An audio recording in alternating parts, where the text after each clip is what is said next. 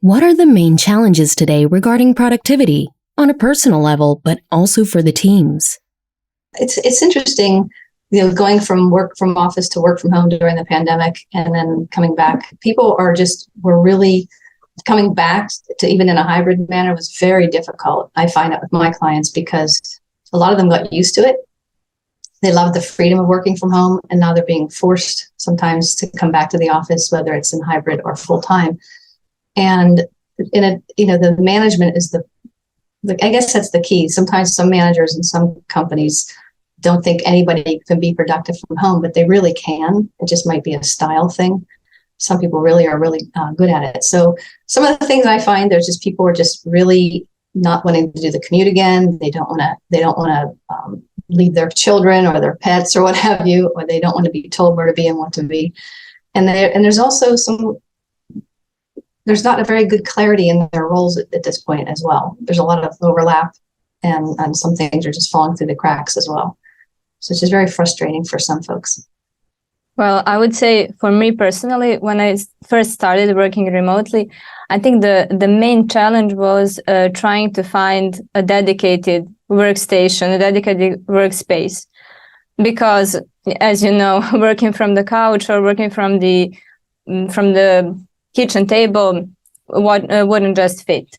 So what I decided to do in the first, I think maybe 2 months, was to find a place in my living room and to turn it into my workstation. So I bought a chair, I bought a table, and I arranged it so it fits my needs and it fits my work. So I think that helps a lot with productivity. Yeah, one of the things that I have noticed quite a bit with my clients especially is staffing.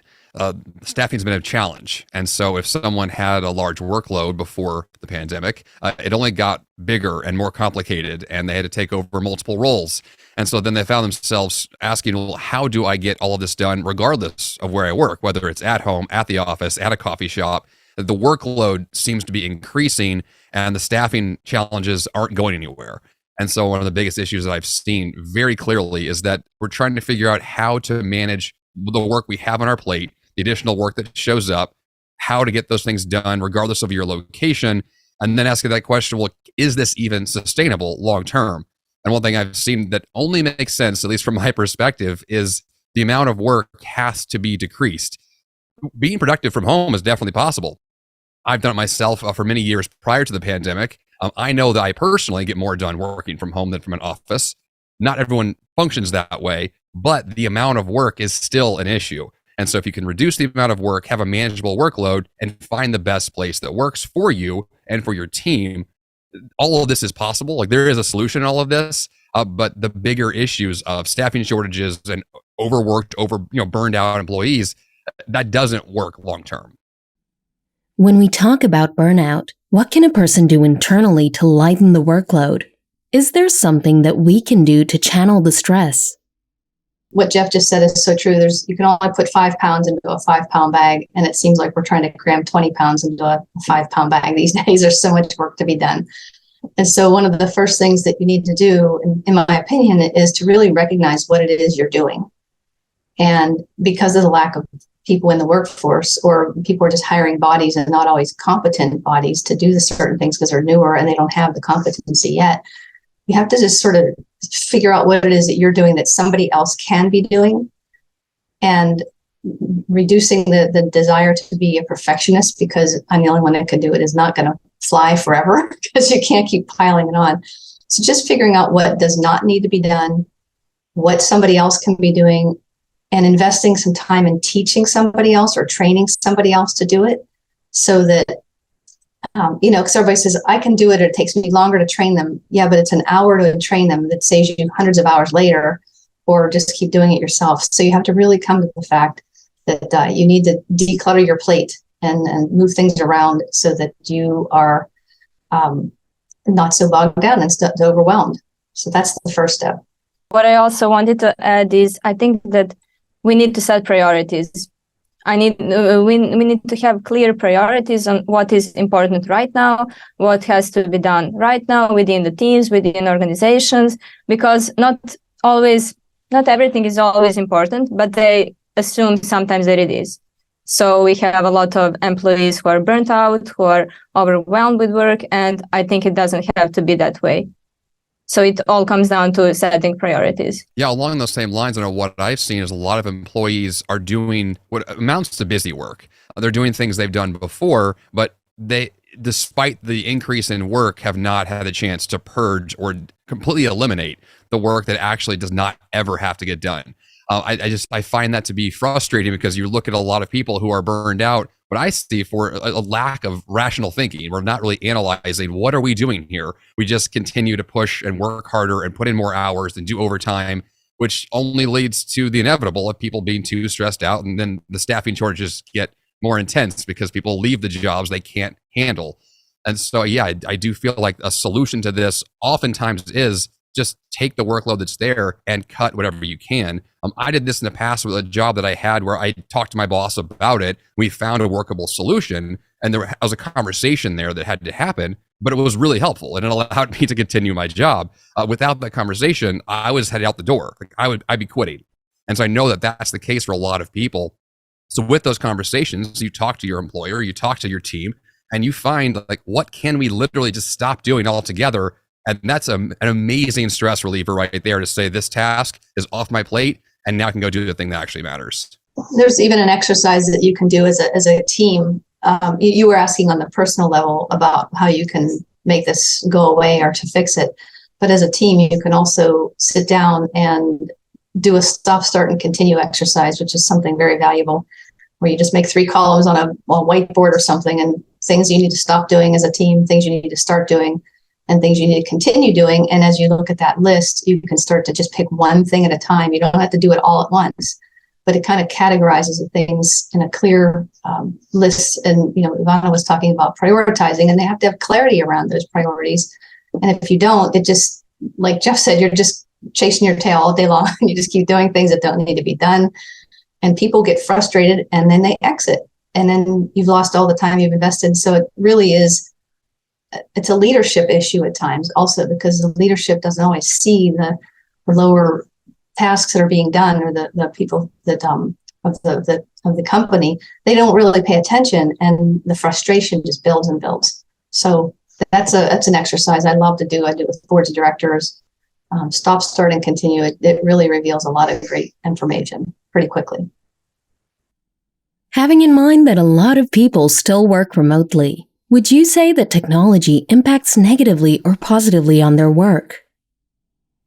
I can speak to that a little bit in terms of the remote work angle. There's a company I heard of years ago that does a model that I'm not sure companies have adopted as much as they probably should, which was a company that works fully remote. So there is no office.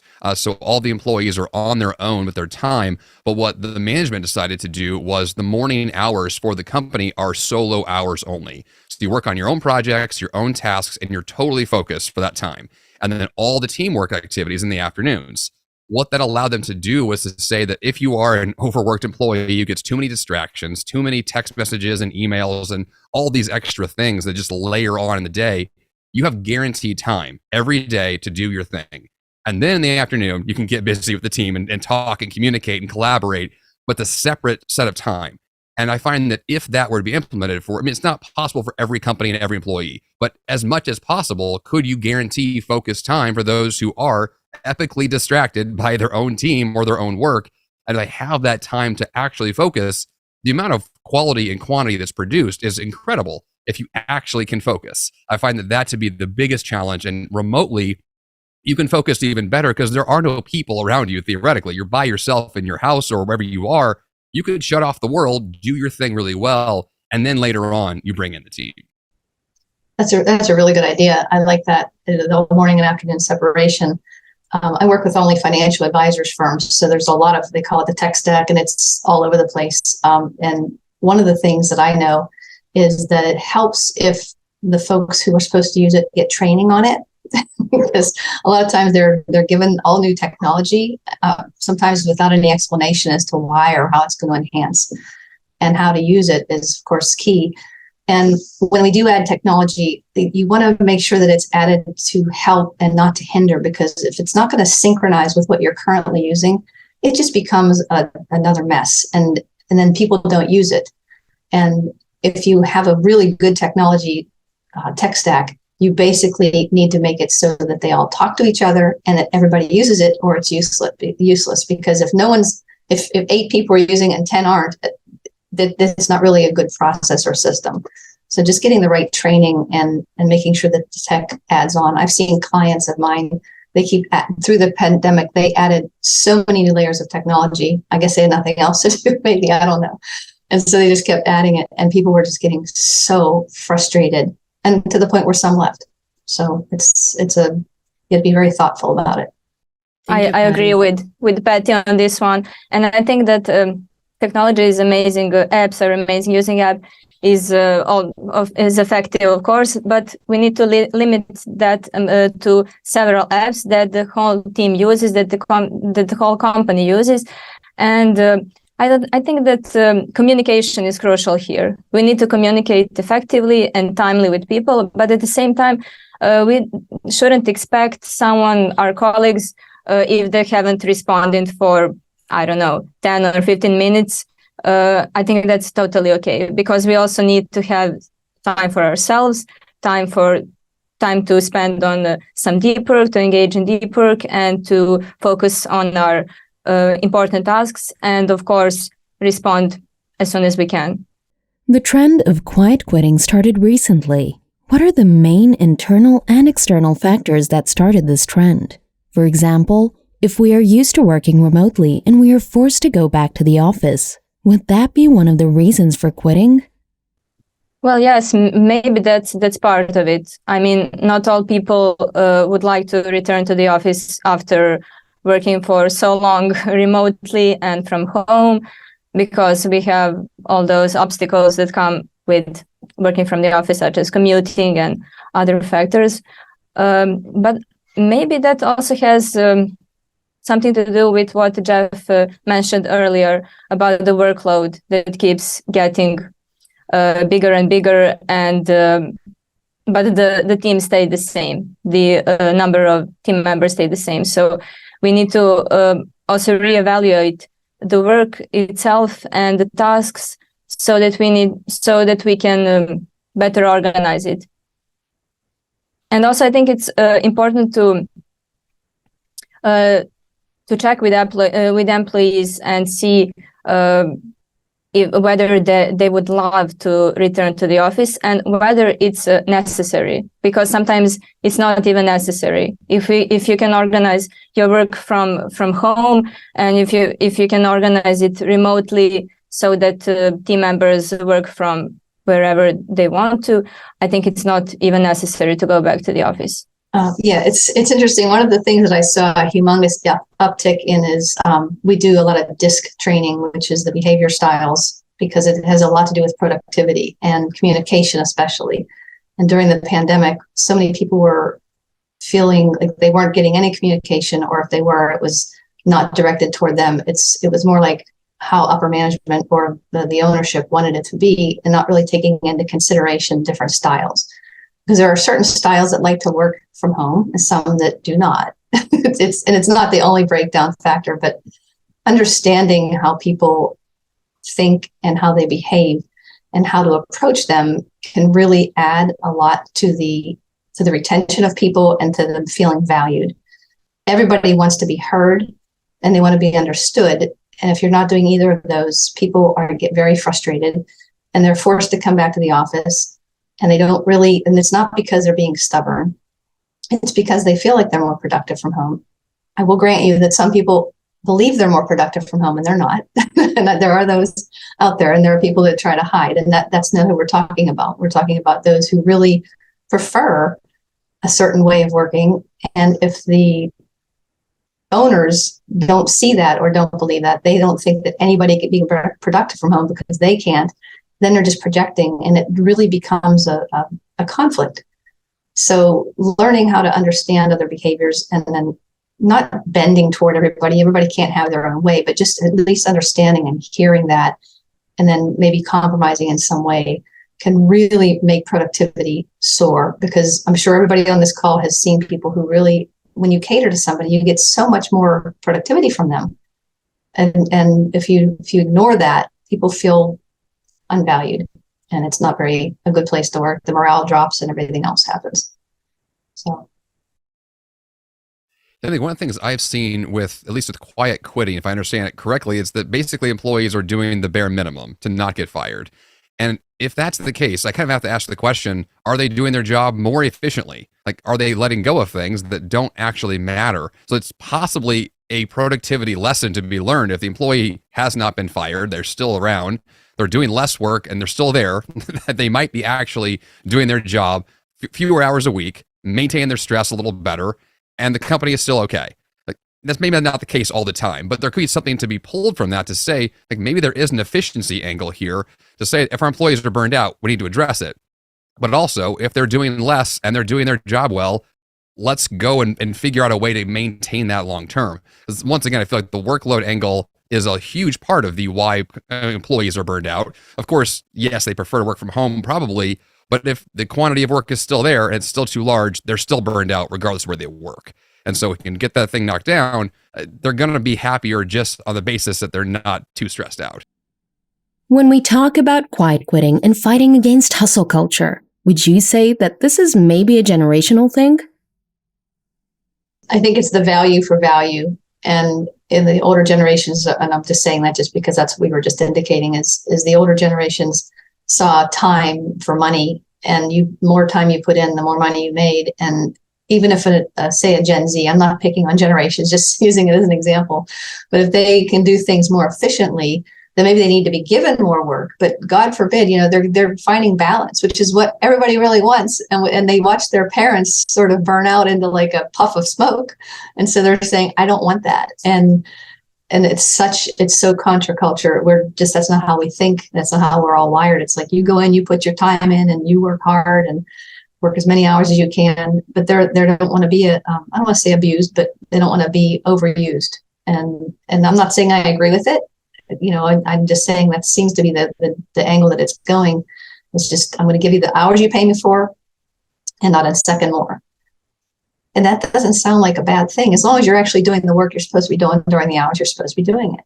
So it's just a big cultural, a company cultural thing that's been developed, and people feel like they've just gotten stepped on too long, I suppose. Yeah, one thing I've seen, I know, at least I'll speak for myself, is that when I was younger in my 20s, I was part of that hustle culture. Not to the degree that I was putting in extra hours for my day job. It's that I had side hustles and side businesses, which ironically is now what I do full time. And so my hustling paid off. But to that degree, I know it was not sustainable. I know the pace I was living I would not physically be able to do so forever. And so I have shifted how I might manage my own time now in a very different way than before. And I feel as though in many ways, Gen Z has almost seen that coming and saying, I know the burnout is coming. I don't want to devote all of my time and then more time to the job. Like, I have balance, I have a life. And I find that is the optimum, that we're striving for that productivity is not just checking boxes, it's living the life you want to live and then producing good things in that space. And so if we can find that balance there, I'm all for it. I think that is the ideal for us to produce good work and be happy people at the same time. I would just add another thing to this equation, is it's the quality of work. If the quality of work doesn't suffer, I think that's good. I think that nobody's going to get fired. Nobody's going to, and just like you mentioned, I think that it's great that they respect their time, and that they love to spend their free time with their families and friends. So I think that's good, but as long as the quality of work doesn't suffer. I find it kind of ironic that I work with adults that are, in the older generations, not all of them, but in 30s, 40s, 50s, 60s, whatever. And I'm helping them to unwind, to find this balance. That's what I do for a living. And these folks that are coming in and they're newer, they want to do that. I know we're talking about quiet quitting, and I don't know if it's being a statement type thing or what have you. But if somebody can come in and do the same job for an 8-hour job in 4 hours, then that's great. But they might need to be given 2 or 3 more hours of work, because if we can still work a minimum number of hours without just sitting there doing nothing. Maybe just give more tasks to those folks So I don't know. It's just, it's two-sided, I guess, is what it sounds like. I can get something done quicker. Well, then let me give you more work, but you don't want to put it to the point where they, they get burned out and they end up where they didn't want to be to begin with. So it's a little bit of a line that you walk. Is doing less work one way of being more productive today? Should we all embrace slow living?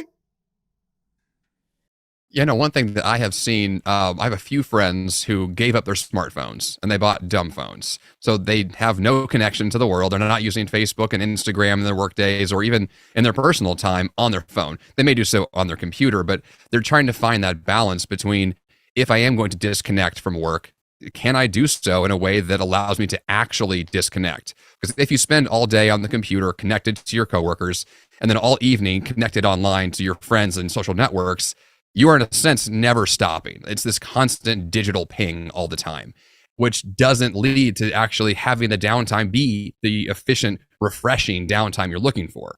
And so if your work time is highly, tuned on and you are doing your thing, you put in the, let's say 4 hours of hard work for the day or whatever the case may be, when it's over and you actually detach, you can fully detach and just let yourself go, which I have found for myself that it comes from exercise, it comes from meditation, it comes from a walk in the woods.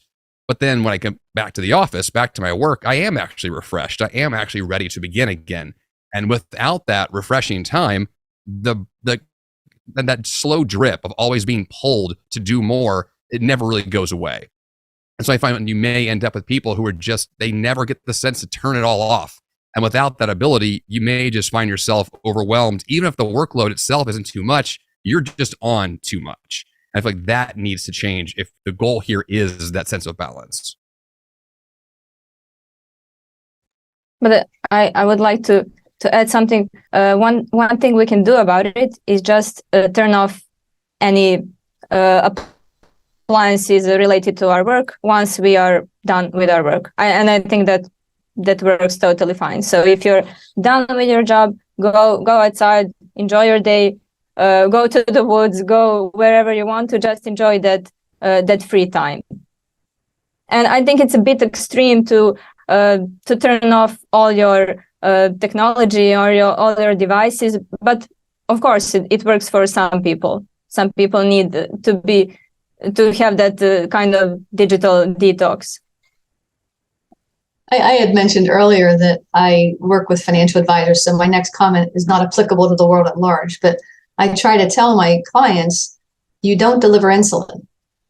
Nobody's going to die if you don't take a phone call or, nothing detrimental. I mean, there could be some financial loss or whatever, but if you're on vacation and you do turn your phone off, somebody else can either handle it or they'll just have to wait till you get back. And because you're not delivering that insulin. And so it's all about choices. And Ivana, to your point, when a lot of people go on vacation, they don't want to disconnect, because if they do for an entire week, they come back and it negates the entire trip, because they're facing this mounds and mounds of stuff that they didn't even know about. So sometimes we'll ask them, they'll agree to set aside 15 minutes in the morning and maybe 10 at night to just make sure everything's not on fire, and then have people in place to assign stuff to, not do it themselves. But then when you get back, you don't have that whole mountain of product or just stuff waiting for you when you get back. And then you're like, man, I just shouldn't even have taken the vacation. So I know for me, a lot of times it comes down to defining the point of the vacation. Like, what am I doing here? Is the goal to detach, or is the goal just to be in a new location? I know for me, I've had vacations where I do check my email throughout the day, and others where I have literally gone on a camp out where I don't have a cell phone signal. I can't even, if I wanted to, do work. And they have different value points. Like, some of them they're better for different reasons. And I know that for someone who works for myself, typically I am the one who has to solve all the problems. There's not a lot of other people to delegate work to oftentimes. So I prefer to be connected, because I do keep on top of the problems if there are any. But to that degree, I've also created systems where I have fewer emergencies. So I'm being proactive to the degree of saying, I plan to take vacations. I'm planning time off ahead of time. So I'm going to build systems that allow for that to be possible, for it not to be a stressor. So if I do return back from the vacation, there won't be a mountain of work, because I've planned ahead of time for that not to exist at all. It's not always possible to do this, but if it can be done, it's super helpful. It's just a matter of being intentional and saying, we want to build a company culture, build a team of systems where these things can be done, where our employees are happily on vacation, they happily return, and they're not stressed out the second they get in the door. Like, these things are possible. It's just, it has to be done on purpose ahead of time. Yeah. And having that in place before you leave is so helpful as a team or as a company, or even if you're an individual like yourself, Jeff, and myself, having either a way to communicate via the autoresponder saying this is what's happening, just so people know. It also takes the heat off if you just let people know ahead of time. And if you work in a company where you have coworkers, have a good backup system for everything that happens for everybody, so that there is no major emergency that you have to be there for because you're so critical to the team. That's, you need to cross-train so that everybody has somebody to back them up. Yes, definitely. And in my opinion, whatever you can do in advance, if it has to be done, just do it before your vacation and then relax and take your vacation. And of course, just like you mentioned, Patty, you can simply notify your coworkers about anything that may come up as an emergency or an important task that may come up in next few days when you'll be on vacation. What are the productivity hacks and strategies from personal experience that you would like to share with us? I'll jump in here and say that the number one strategy I tend to lean on that has surpassed all of them are what I call my F-bots, or focused blocks of time. And what I'm referring to there is an intentional, scheduled ahead of time block of time where I put the moniker on it that it's 100% distraction free. So I have ahead of time thought about what are all the possible things that could pull me away from this work I want to do, and have I addressed each one of them, whether it's turn my phone off, put a sign on my door. I mean, literally right now outside my door to the office, I have an on-air sign that I turn on. So if my wife is in the house, she knows not to disturb me. Like, it's everything to that degree of thinking through, how do I guarantee the focus that I need to do the one task I want to get done next? And so for me, the focus block of time is not just no distractions, it's also do one thing, do it well, get it done. And the idea of doing one thing at a time is kind of countercultural in a lot of ways, because we have our phones on, our computers on, our people are already there. If we can actually do one thing at a time, things get done faster and with more quality, and you feel better about it too. And for me, the stress goes down and the enthusiasm goes up, and it works in a really positive way. So my intention is every single day, schedule these focus blocks, usually around an hour to 90 minutes, to do something well, and then move on to the next thing. And that simplicity of my schedule keeps me sane and keeps me productive, and it works long term. It's challenging to guarantee focus often. That is the challenge. But when it gets done, it's incredible to see what happens. Just to follow that, Jeff, I have an ideal week, which I have people set up, and it's mostly just the time blocking, but it's an understanding that life does happen, because you don't always work in a vacuum. They don't work by themselves all the time, which is an advantage for myself and you. That no one's going to interrupt a whole lot. When you're working on a team in an office with people who just keep throwing things at you, to have some sort of an ideal week vision of what you want it to look like, so that you can sort of gear toward that and be more proactive about it. But it's so funny. Even simpler than that is to have a plan each day. I cannot tell you the number of people I work with who do not plan. I'm sure you're all shaking your heads, so you know. They just get up, and whatever fires start their day, it just goes all day putting fires out all day long, jumping from one thing to another, and they never get anything done off their list. And that's why, because there's no plan. A plan allows you to say, nope, can't do that right now. I have planned to do this. And it gives you the excuse that I've already got ideas of what I have to get done. So many people are just so happy to give away their time and just drop everything. When someone says, I need this done, they just drop and they go and do it. And that thing is usually not a priority as much as it was on what you were planning to do. So you have to ask, how important is this? I can get to it Friday. And if they say, no, that's fine, don't drop everything and just put it on Friday. Just getting some clarification around that too. For me, I'm a big fan of to-do lists. Definitely. They really help me organize my day. I make to-do lists for every day. And also the one thing that I noticed, and that I think it's the most valuable for me, is doing the most cognitively demanding tasks during the times of day when I'm most productive. And it works amazingly. For me, it's usually in the morning or around noon. And once that I finish the most demanding task, I feel satisfied. I feel motivated to do other tasks, and I think it's the best routine for me. How does being outdoorsy and loving to enjoy spare time connect with your work? How can someone find that perfect life-work balance? I'll jump in there. I think that part of what, at least what I pursue in my personal hobbies, I do so in large part for the same reasons that I pursue things professionally, which is that I kind of have a real strong emphasis on what I call like my energy and enthusiasm combo. So if I can be really into something, like I'm passionate about it, I want to do more of it, I want to do a deep dive into it, I apply that same level of energy to my work as I do to my hobbies. So for example, I got really into woodworking a few years ago. So I built a workshop in my garage, and I've done a lot of projects in the same level of intensity that I'll do my job during the day. And I find that sense of like, it's who I am. And that pours out into all the things I like to do. But for me, it means I try to do fewer things and get really into those few things. I mean, you can probably see a guitar behind me that I bought just recently. I'm terrible at guitar. I have no idea how to play it, but I'm going to get into it. It's going to be a thing for me. It's going to be a really big deal soon. And I know that because that's how I tend to operate.